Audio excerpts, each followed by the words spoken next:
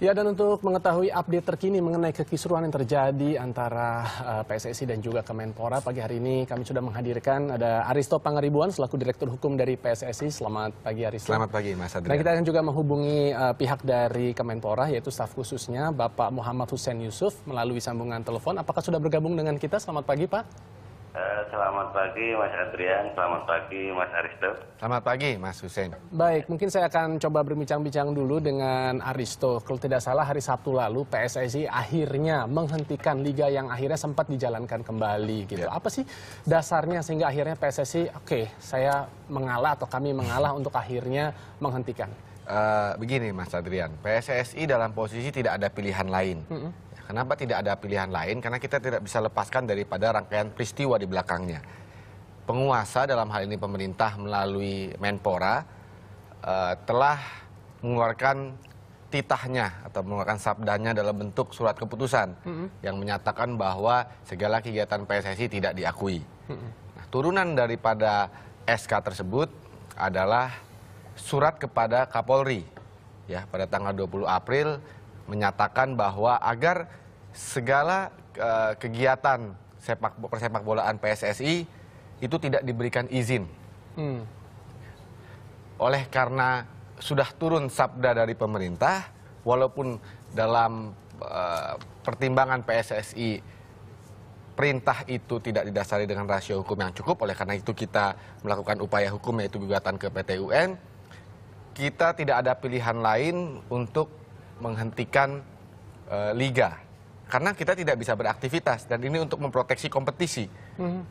Ya, untuk memproteksi kompetisi, memproteksi anggota-anggota PSSI ke depan. Karena kompetisi itu kan dihuni oleh klub-klub yang merupakan anggota PSSI, yang mana mereka juga bagian dari PSSI itu sendiri. Nah, keadaan darurat ya atau force majeure dalam istilah hukumnya ini adalah keadaan yang mempunyai 3 elemen. Yang pasti yang pertama elemen externality atau dari luar, kemudian irresistibility yaitu tidak bisa dihindarkan, yang kemudian unpredictability artinya tidak dapat dikira karena dalam sepanjang sejarah organisasi ini ya baru pertama kali pemerintah ini membekukan ya bahasanya dan tidak mengakui aktivitas PSSI padahal jelas dalam Undang-Undang SKN, Peraturan Pemerintah Nomor 16 Tahun 2007 dijelaskan apa sih peran serta induk organisasi olahraga dan di mana pemerintah dapat masuk di dalamnya. Nah, ini yang kita anggap bahwa ibaratnya nih si penguasa ini telah mengetukkan palu kekuasaannya dengan sewenang-wenang dan dia offside kalau pertandingan sepak bola. Ya, tapi bagaimana tanggapan dari tadi induk olahraga sepak bola dunia FIFA, di mana kita tahu PSSI ini berada di bawah naungannya FIFA. Ini yang patut kita cermati ya, bahwa PSSI menjadi anggota FIFA itu yang pertama kita bicara hukum Indonesia itu kewajiban hukum. Pasal 1 angka 25 Undang-Undang SKN dan peraturan pemerintah kita menyatakan bahwa setiap induk organisasi olahraga itu harus menjadi bagian dari Federasi Olahraga Internasional yang bersangkutan. Dalam hal ini PSSI harus menjadi bagian dari FIFA. Kenapa undang-undang menyatakan itu? Karena untuk pembinaan olahraga di dalamnya harus organisasi khusus ya, mandiri berbadan hukum. Itu perintah undang-undang dan menjadi anggota dari FIFA karena supaya mereka tahu standar-standar pengembangan, pembinaan, dan profesionalitas olahraga sepak bola. Karena sudah ada induk organisasi internasionalnya. Karena olahraga ini harus mandiri dan independen dan profesional. Sudah ada respon ataupun juga surat mungkin dari FIFA kepada PSSI? Sudah ada, setidaknya saya catat suratnya kepada pemerintah ini sudah ada 2 surat. Oh, bahkan tujukan kepada pemerintah Indonesia? Langsung kepada Menpora. Berarti artinya Menpora ini sudah mendapatkan betul. Yang pertama bulan lalu ya memperingatkan Menpora bahwa PSSI ini adalah badan yang mandiri. Ya, itu menurut anggaran dasar FIFA atau statuta FIFA. Dan olahraga harus independen dan profesional. Syarat untuk menjadi profesional dia harus mandiri. Nah, kemudian undang-undang kita pun menyatakan hal yang demikian. Ya, undang-undang kita menyatakan hal yang demikian. Nah, oleh karena itu bulan lalu FIFA mengirimkan surat kepada Menpora. Intinya adalah tolong jangan intervensi. Ya, PSSI ini kan badan hukum mandiri, anggota saya, kesalahan apa yang dia lakukan. Sudah ada tanggapan dari Kemenpora? Saya nggak tahu, katanya menteri berkirim surat, tapi saya nggak pernah tahu. Coba kita tanya dulu ya. Nggak, berikutnya yang kedua yang paling penting, dua hari kemarin, ya, surat kemarin memberikan deadline kepada PSSI dan pemerintah pada Indonesia, ya kayak sepak bola Indonesia, bahwa diberikan waktu sampai tanggal 29 Mei. Bulan ini? Bulan ini. Wow, ini waktunya sangat 30. pendek sekali. Akhir ya. bulan ini. Kalau Oke. tidak, Indonesia akan diberikan sanksi ban dari Federasi Olahraga Internasional Sepak Bola. Termasuk- Apa konsekuensinya kalau kita di ban? Yang paling dekat aja ya, ini yang paling dekat aja adalah keikutsertaan Indonesia cabang sepak bola di SEA Games Oke. bulan Juni ini. Iya, iya, Karena apa? Karena FIFA menyatakan bahwa setiap anggotanya ya dalam federasi itu tidak boleh bermain dengan negara yang sedang disanksi. Oh gitu. Dan bayangkan anggota FIFA itu lebih banyak daripada anggota Perserikatan Bangsa-Bangsa. Baik, coba kita tanya dulu ke pihak Kemenpora, kepada Pak Muhammad Hussein Yusuf. Apakah sudah ada tanggapan dari Kemenpora terhadap surat yang dilayangkan FIFA, Pak? Kalau surat yang pertama dulu kita sudah menyampaikan surat kepada FIFA dan menjelaskan kenapa kami kemudian menganggap penting perlu adanya peran negara dalam membenahi tata kelola sepak bola kita. Kalau yang surat yang kemarin kan kita baru tahu, Pak Menteri pun mungkin belum baca karena surat itu datang sore kemarin. Ya, antara langsung. Jadi yang terakhir ini kita belum meresponnya, tapi yang jelas kita pasti akan merespon itu, Mas. Oke, tapi solusi yang akan coba ditawarkan dari pihak Kemenpora terhadap kekisruhan ini apa sebenarnya, Pak? Jadi begini, kita melihat sesungguhnya kalau kita mau melihat lebih luas lagi, PSSI kan selama ini hampir menjadi, kalau bahasa ekstrimnya menjadi rezim yang tertutup, sulit sekali untuk melakukan perubahan. Ketika ada persoalan-persoalan yang muncul, itu perlu ada dorongan pihak luar, seringkali seperti itu. Sementara kalau dalam konteks kita sebagai pemerintah, sebagai negara, tentu saja kita kan punya kewenangan. Menpora sebagai penanggung jawab sistem keolahragaan nasional kan punya kewenangan untuk melakukan evaluasi segala macam. Apalagi banyak keluhan dari publik terkait dengan penyelenggaraan keolahragaan nasional kita, terutama soal sepak bola ini. Jadi misalkan soal banyak hal, misalkan soal tunggakan gaji pemain, kemudian aspek legalitas, kemudian kecenderungan untuk tidak transparan, adanya match fixing segala macam, adanya dugaan match fixing. Jadi kita memang setelah mengevaluasi itu secara internal, kita menganggap perlu untuk melakukan sesuatu dan mendorong ada perubahan dalam tata kelola sepak bola kita. Kira-kira begitu sebenarnya semangatnya di awal. Jadi melakukan sesuatunya itu dengan kata lain membentuk tim transisi untuk menggantikan PSSI saat ini, begitu Pak?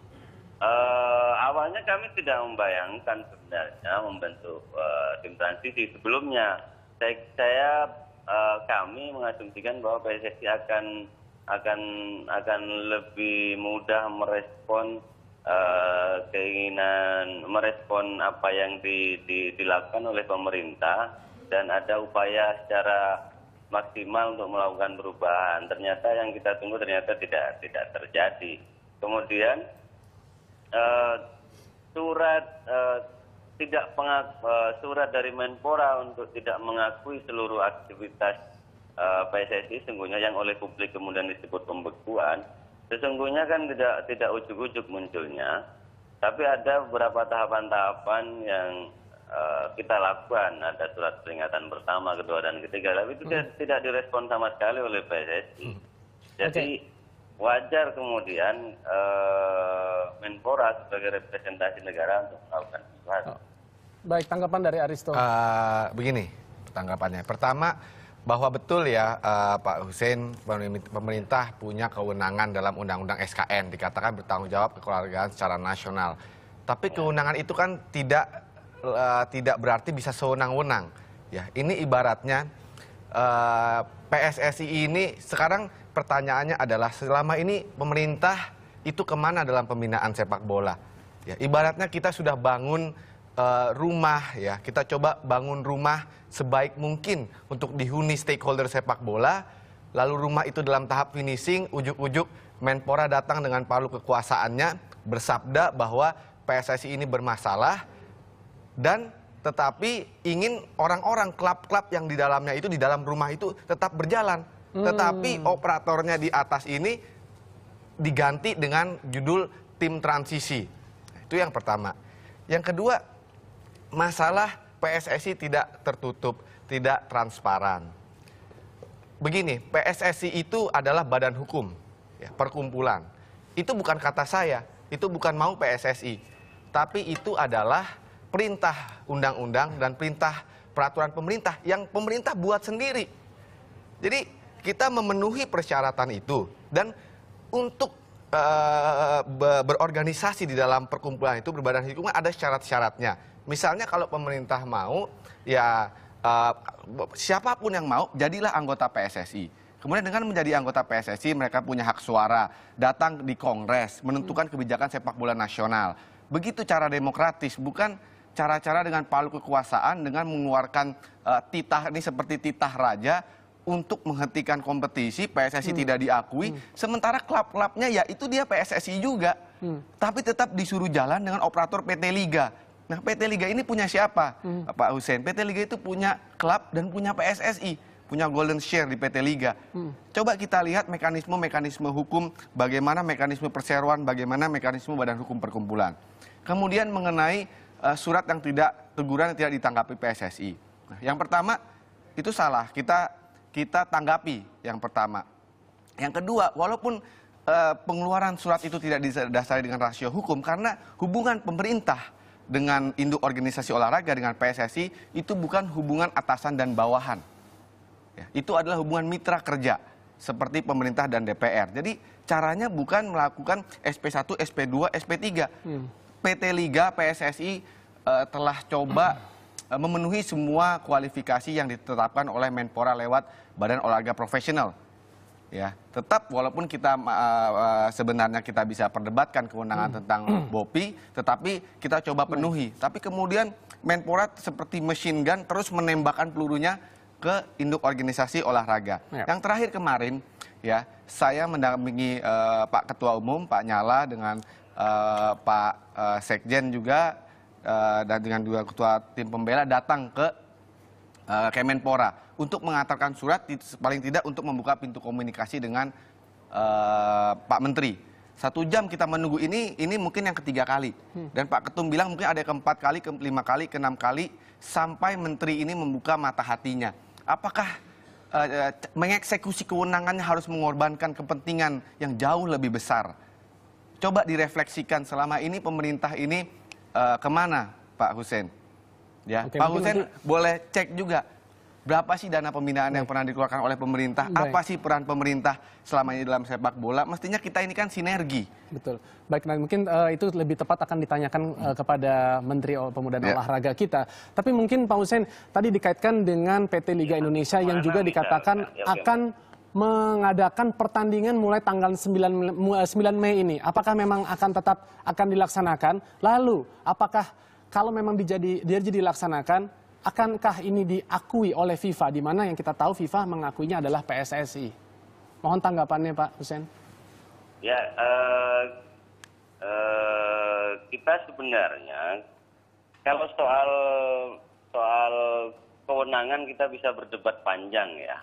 Bisa berdebat panjang, ada berbagai perspektif yang bisa kita diskusikan. Tapi sesungguhnya begini, Mas. PSSI selama ini juga kemana misalkan ketika ada persoalan-persoalan yang selalu muncul setiap tahun terkait dengan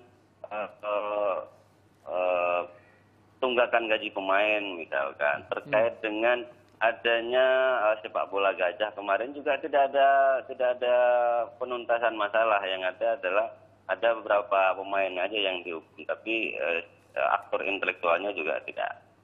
Kemudian soal transparansi, oke lah, memang ada terkait dengan regulasi mengenai badan hukum segala macam, undang-undang perseroan segala macam. Ya.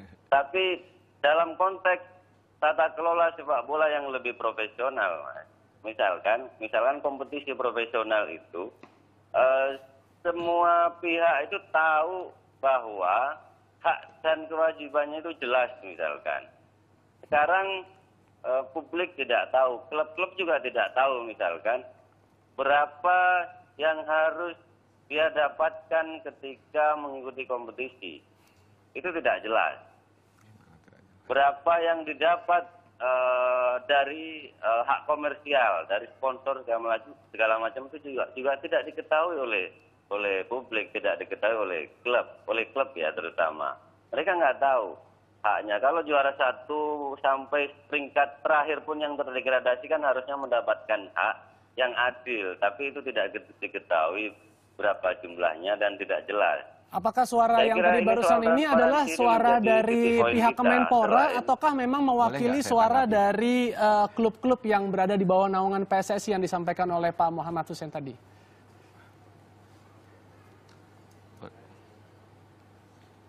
Pak Hussein? Ya. Gimana?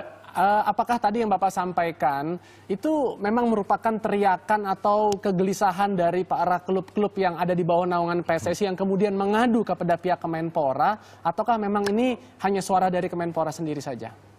Ini memang agak aneh, Mas ya. Agak aneh. Klub-klub itu seolah-olah takut untuk menyampaikan pendapatnya. Sama seperti pemain.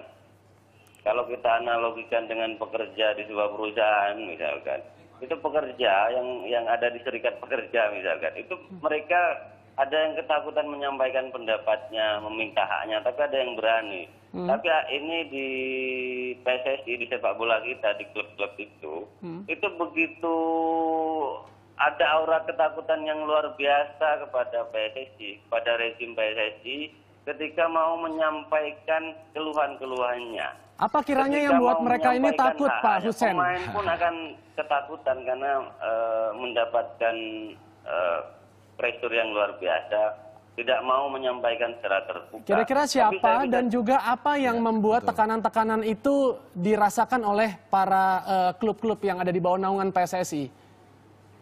Ya mereka ketakutan misalkan kalau klub misalkan ada ancaman degradasi, kan selalu muncul rumor. Oke, mungkin rumor tidak bisa dibuktikan secara hukum ya, tapi selalu muncul rumor kalau kami bersikap terbuka apa segala macam mempertanyakan secara terbuka, nanti akan ada upaya-upaya dugaan-dugaan munculnya pengaturan pertandingan sehingga kami tidak bisa juara atau sampai terdegradasi. Ada ketakutan-ketakutan seperti itu. Apakah memang demikian? Juga mendapatkan ancaman luar biasa. Kalau Anda kalau Anda terbuka, kalau Anda kemudian macam-macam ngomong ke publik, nasib pekerjaan Anda sebagai pemain juga akan terancam. Baik, kita coba konfirmasi ke PSSI. Apakah memang terakhir saja dan singkat ya, Aristo? Ya, betul. Saya takut ini kan asumsi. Tadi Pak Hussein sendiri bilang ini rumor tanpa bukti. Nah, saya takut nih Menpora ini bekerja dengan asumsi-asumsi, mengeluarkan sabdanya dengan asumsi. Nah, ini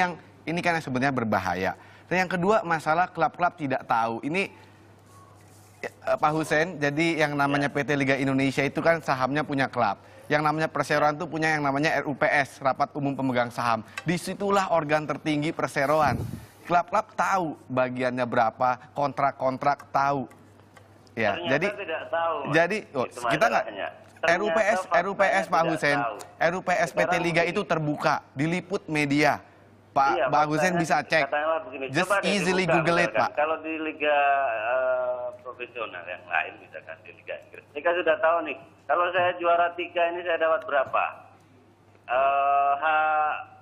Hak saya ketika pertandingan saya itu di live itu berapa? Itu mereka tahu misalkan dalam setahun. Tapi juara saya kalau peringkat berapa itu Pak, tidak.